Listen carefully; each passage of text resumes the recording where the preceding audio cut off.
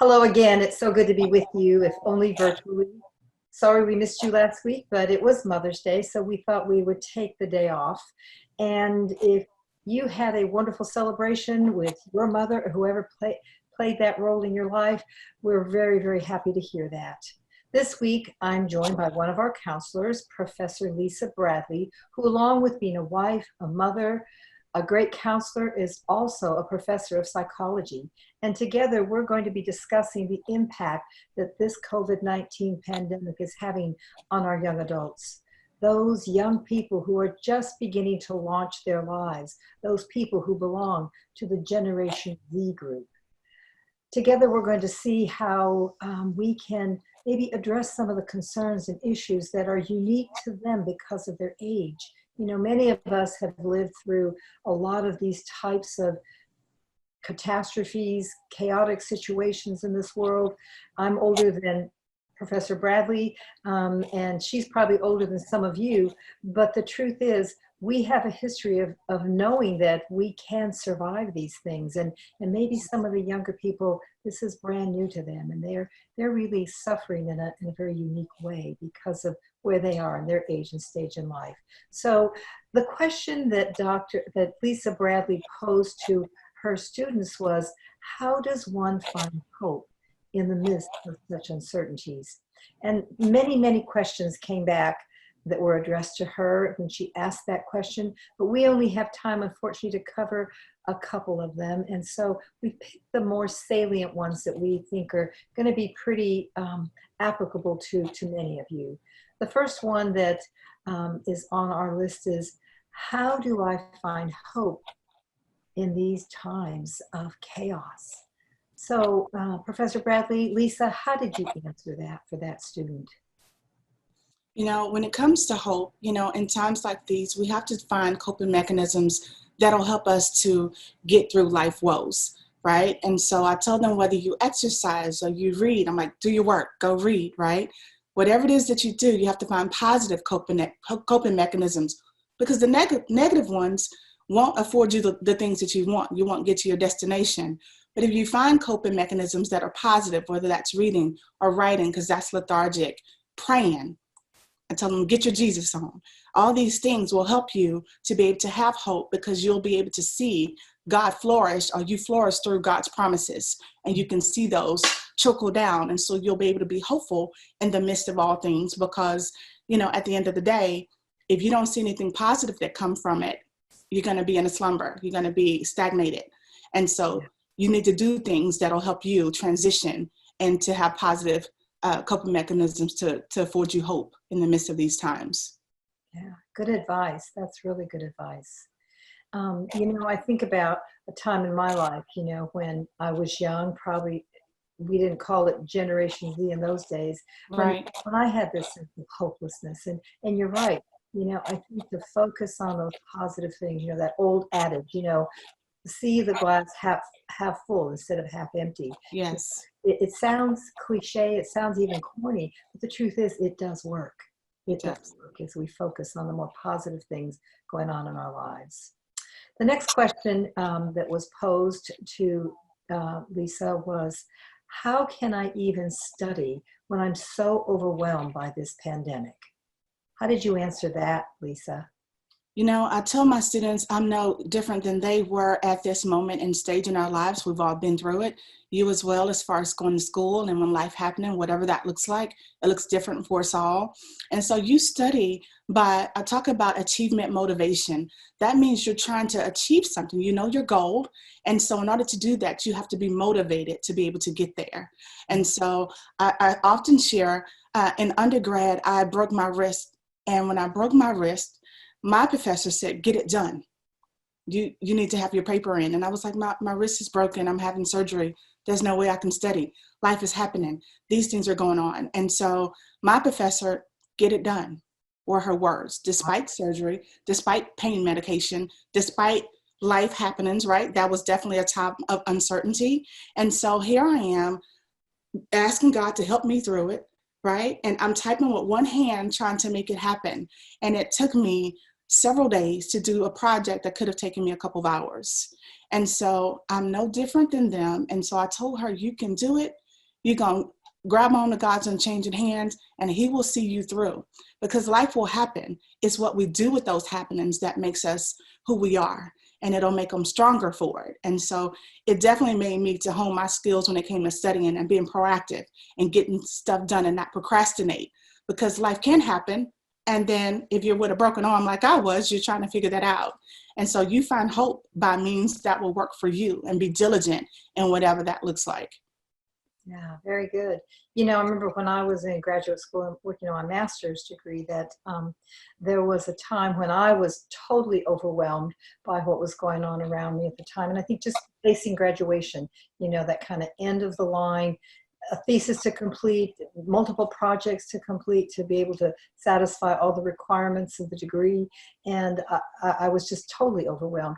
Went to my academic advisor, and she said to me, you know, you need to take things and break them down into little bite-sized chunks, you know, and that'll help you to focus, because as you complete one, you can cross it off the list. You know, you have this sense of kind of renewed hope. That hope that, yes, I can get this done.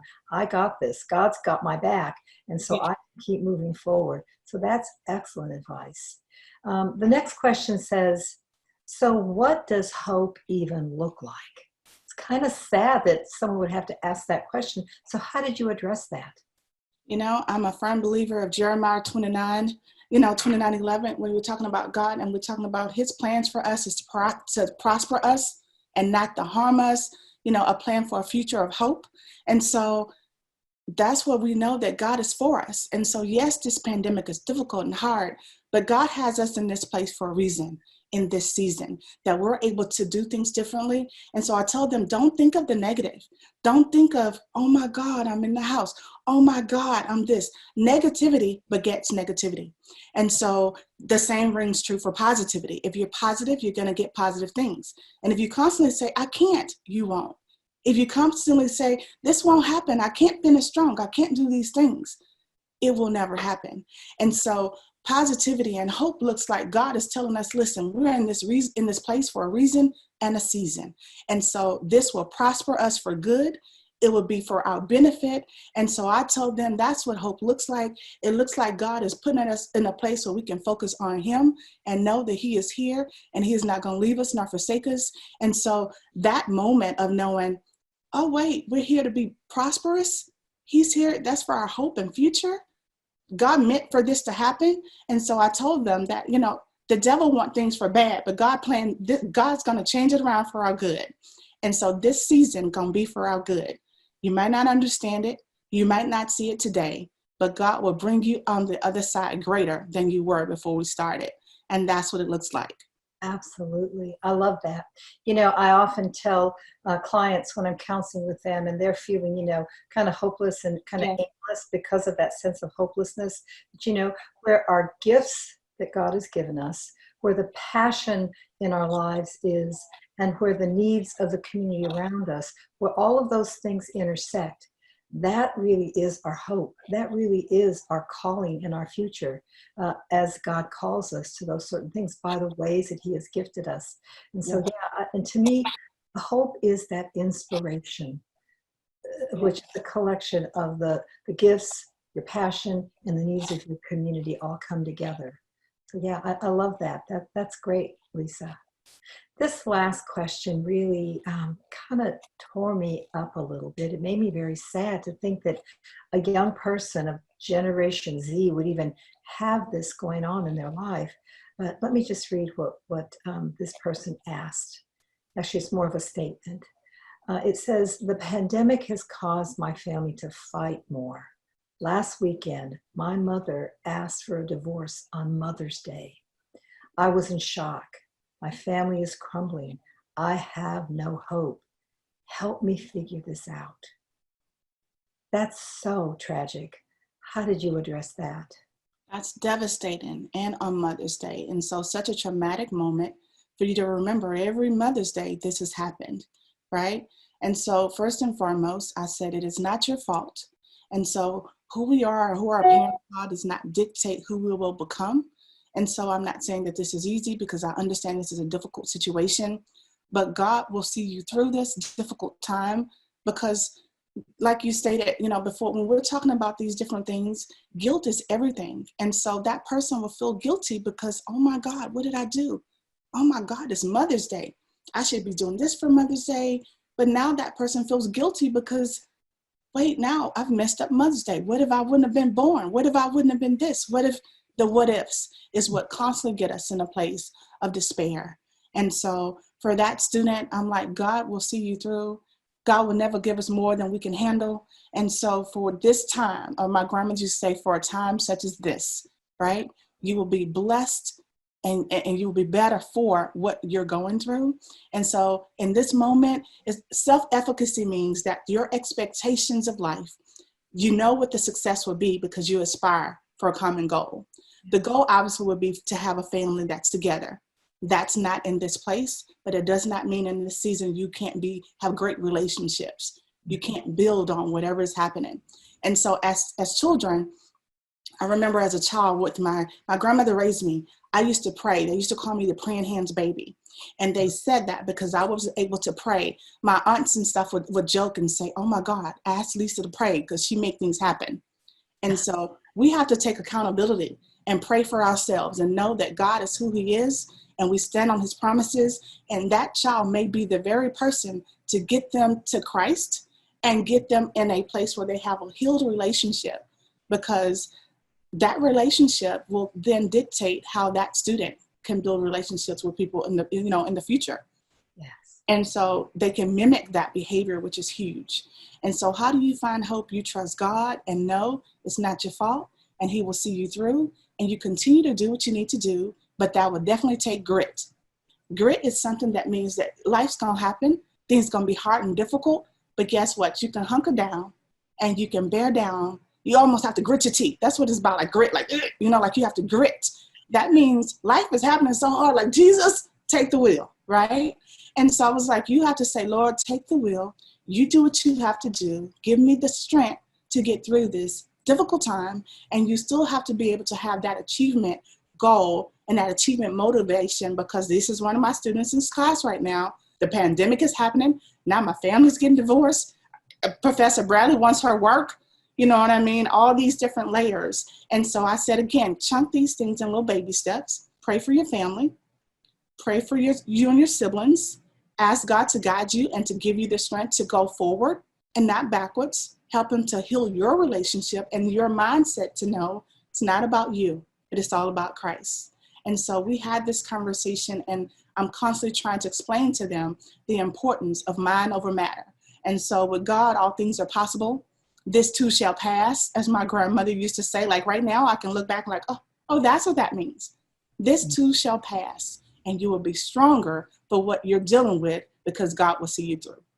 He can't lie, and we're going to stand on his promises as such. It sounds like this young person was triggered, into something that Dr. Daniel Amen calls automatic negative thoughts, or ants. Yes. And he says the way to overcome those automatic negative thoughts, which we all have, and in this particular young person, it seems that it was a sense of guilt. Guilt is a handy emotion if you've done something wrong, but as you pointed out, this person did nothing wrong. And so what Dr. Amen says about overcoming that particular automatic negative thought, or any automatic negative thought, is to tell the truth about it. And the truth is, he or she did nothing wrong. This is something that's going on between his parents, and it's very, very sad. It's not anything that he did or has to take responsibility for. And so this is a wonderful conversation, a very meaningful conversation, particularly for those young adults out there that are dealing with this. As I said earlier, you and I have probably lived through some of these types of chaotic times, but these young people probably haven't. And so this is their first time. So I think, the sense of hope that I would like to offer is that you will get through this. We will get through this. And if you out there listening and watching this podcast have needs that we can address through this counseling ministry, please avail yourself of the phone number, the email address that's printed there, and the website address. Contact us. We're here to help. We have a commitment to helping this community to feel that wholeness in life that we know that God has planned for all of us. What are your parting words now, Lisa? I just want to say again that, God loves you, and so do I, or so do we, right? We're in this thing together. And so Absolutely. just know that even if you're alone, you're not alone. Because with God, all things are possible. You can get through this hurdle. God will see you through this thing. And so while it's challenging and it's difficult for us all, our hope is in Jesus Christ. And so you can find hope in the midst of hopelessness in times like these. And you'll be able to share with others to know, I made it through and you can get through it too. And so we are our brothers and sisters keepers in a way that we can help us and help one another to get stronger in Christ and to overcome the hurdles that we are faced right now. And so be encouraged, be blessed, and know we're here for you and we love you, and God will bless you in your efforts. Stay strong and you will finish strong, because we believe that you will. And I would just add, stay healthy out there and Yes. continue to focus on the positive things in your life. God bless you all. We will see you again next week. Bye for now.